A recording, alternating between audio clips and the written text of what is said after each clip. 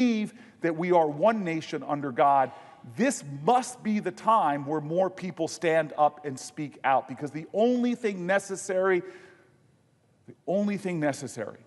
for the triumph of tyranny is for a free people to remain silent.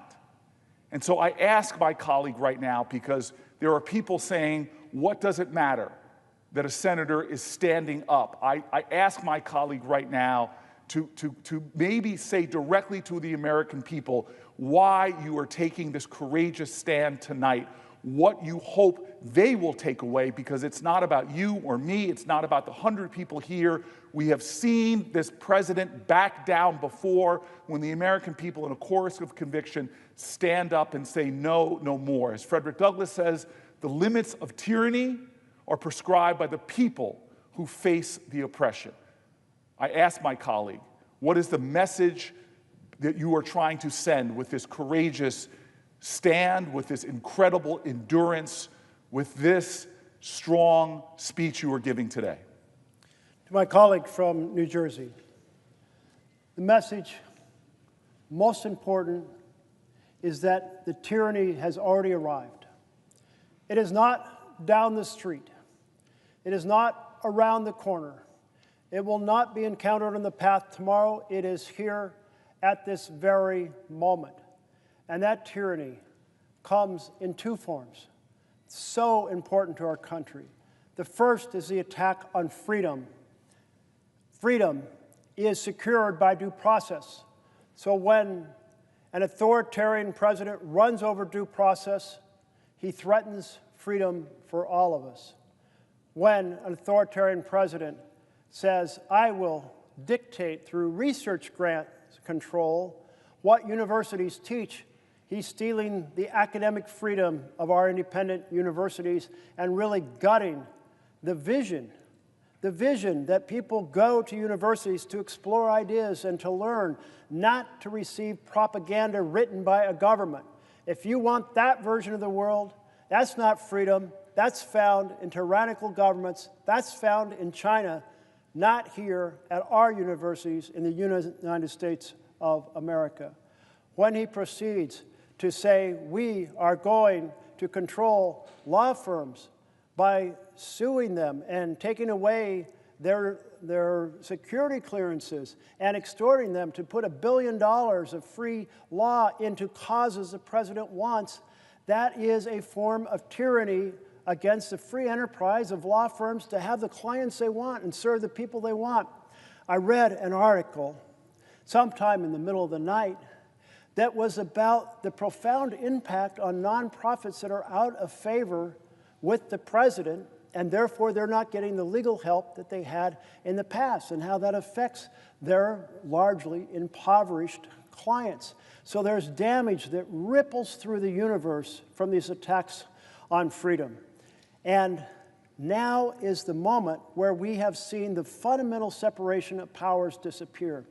No, I thought of these robust branches of government, the executive, the Congress, the judiciary, each valiantly defending their role in order to preserve the checks and balances of this beautiful document we call our We the People Constitution. But what happens if the Congress is controlled by a party that says, our goal is to do what the president tells us? Suddenly that check and balance, the president, is gone. What if the court, the Supreme Court, says we want to, regardless of what's written in the Constitution, hand more power to the president? And they say, you know what, we'll make the president above the law, which they did in a law case last year. And suddenly you have the three elements that create tyranny in place of freedom, or authoritarianism in place of a republic. And those are a rubber stamp Congress, a deferential court, and an aggressive authoritarian personality with a good plan. And he came in with a good plan called Project 2025. And the chief engineer on that Trumpian tyranny train is Russell Vought at OMB. So every essential element of the authoritarian takeover of the United States is here right now.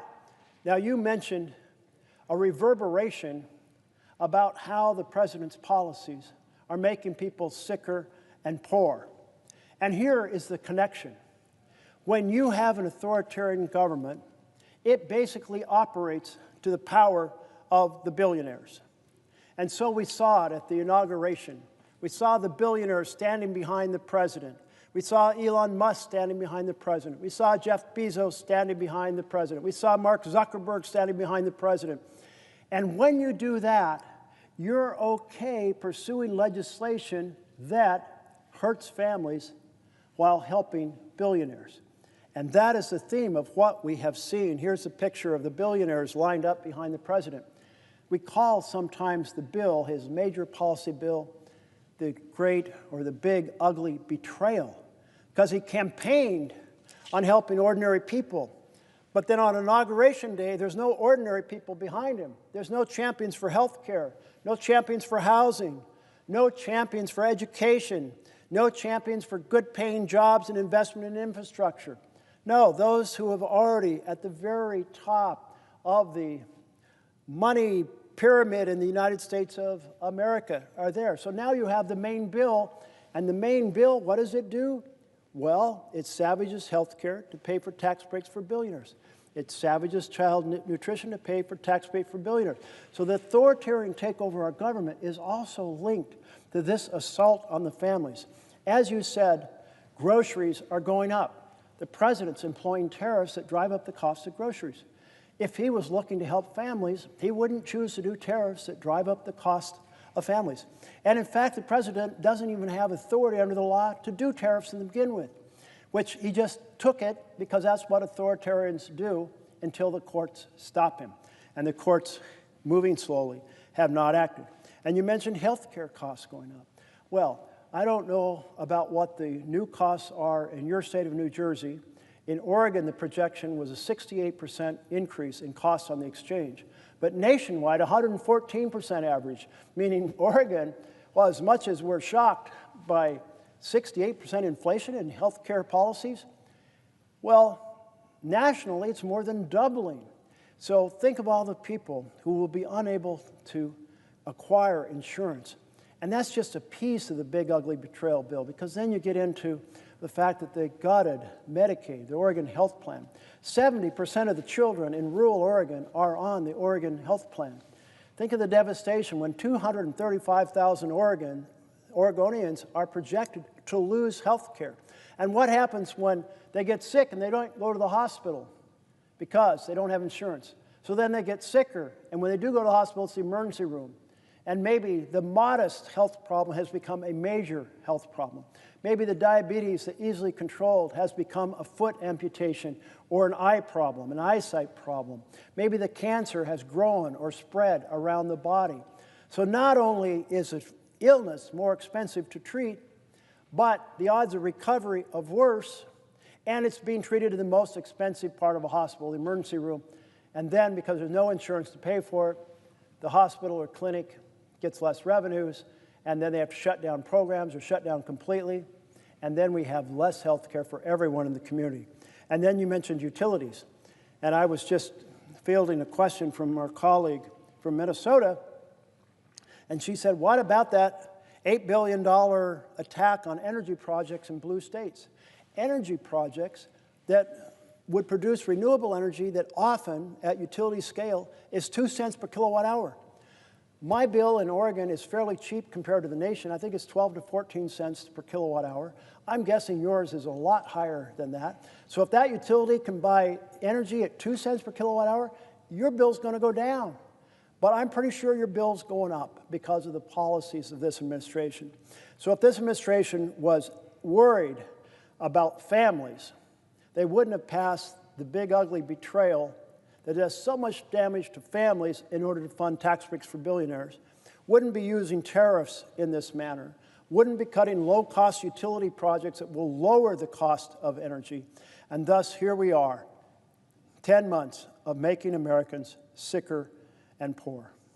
And if my colleague would ask the wrong question, because you're making such a great point, and I really hope America hears this, that these policies, these constitutional principles that we're defending here are not just arcane, idealistic things. They have a direct impact on our nation. My colleague is laying it plain. This is what should be animating everybody, is that when you attack the health care of millions of Americans, it doesn't mean you're curing disease and they're not going to have a demand for health care. The demand is still going to be there.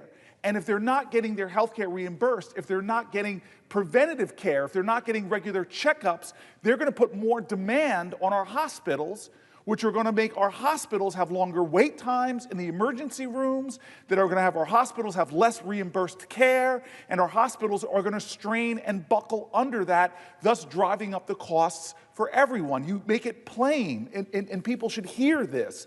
When the president lies to the American people and says he's about all of the above energy costs, he's not. He's about advantaging certain energy over other energy, and it's actually the lower cost energy that he's attacking. Those projects are actually going to lower people's bills. So here he is raising the healthcare costs for everyone, hurting the hospitals that we all rely on, and driving up energy costs for everyone, and giving an advantage to our competitors like the Chinese, who are racing on energy projects in the renewable energy space. But it's even more than that, as my colleague knows.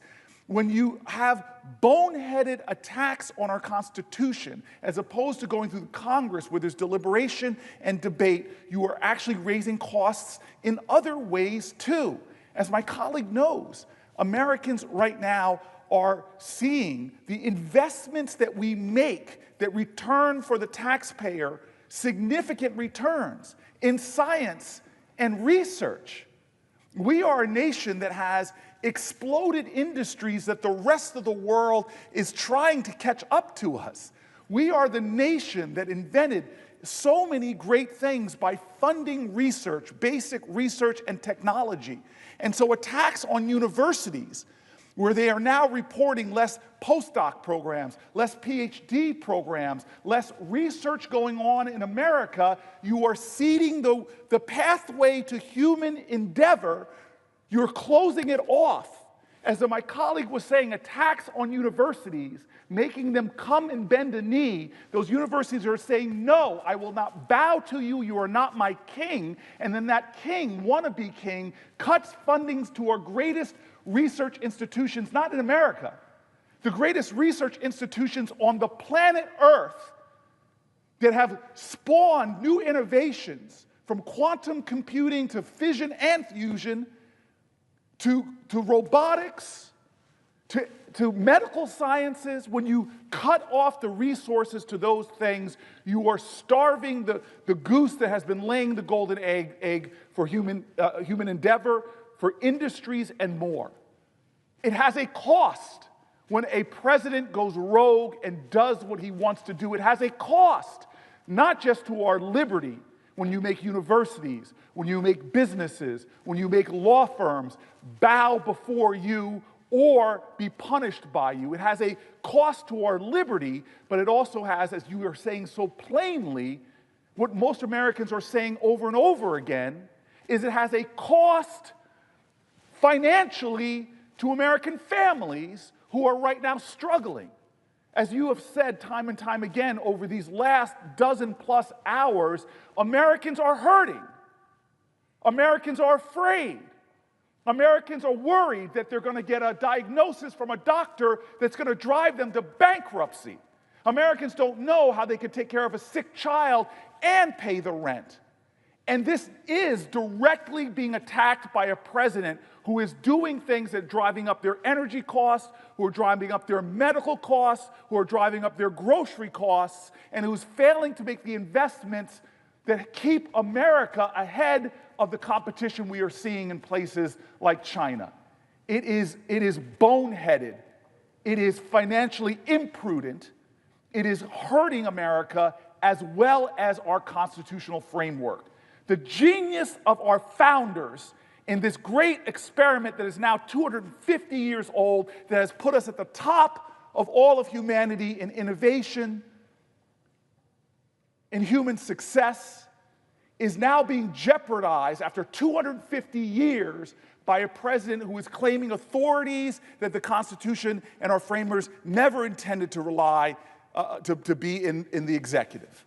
And so God bless America. My colleague from Oregon is giving a master's class today a master's class now for 14 plus hours, closing in on 15, a master's class in helping people understand not just constitutional principles, but how all of us are invested in this Constitution, how all of us are invested in making sure that nobody steps outside of those constitutional authorities, because when it does, we have seen what has happened when McCarthyism rose. We have seen what's happened when demagoguery trumps common sense, common cause, common purpose, and a shared devotion to that flag.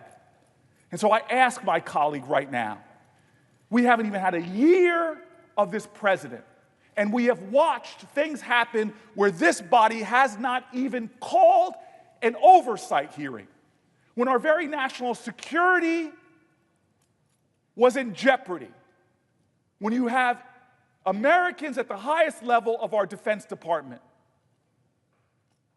using a commercial app with reporters on it to release classified information. We didn't hold one oversight hearing. When we took the extrajudicial step to blow up speedboats, there has been no oversight into that claimed attack on people that were allegedly smuggling drugs. We are constantly not doing our job, which is not a partisan one. It is to hold this president in check, that no one operates without accountability and without transparency, because power is corrupting. And when you let someone do what they want to do, when they want to do it, without a check or a balance, it is corrupting. And we know that because we have the most corrupt president, dollar for dollar, of any president we've ever seen, through his crypto schemes, from him exchanging his authorities for compensation that makes him a richer man. Unchecked power leads to corruption. Our founders knew it and designed this system thusly. And so I ask my colleague now, that sense of urgency of a president who has been in office nearly 10 months, if my colleagues in this body do not start standing up and doing their job, holding hearings on his tariff policy, holding hearings on his agricultural policy, holding hearings on his healthcare policies, and I say that generously, because they're not policies, they're not thoughtful, they don't reflect the wisdom on both sides of the aisle. They are hurting people. If we continue to let this president proceed unchecked, if we continue to let him flaunt the rules of our Constitution, if we continue in open eyes to do things like he is doing right now by ripping apart the White House, not going through any of the process whatsoever, that is literally contrary to the laws of what the people's house, not Donald Trump's house, the people's house, if we continue to let him go in this way without checks or balances, I ask my colleague, what are the consequences that you fear might happen in the next 10 months with this president who wants to be an autocrat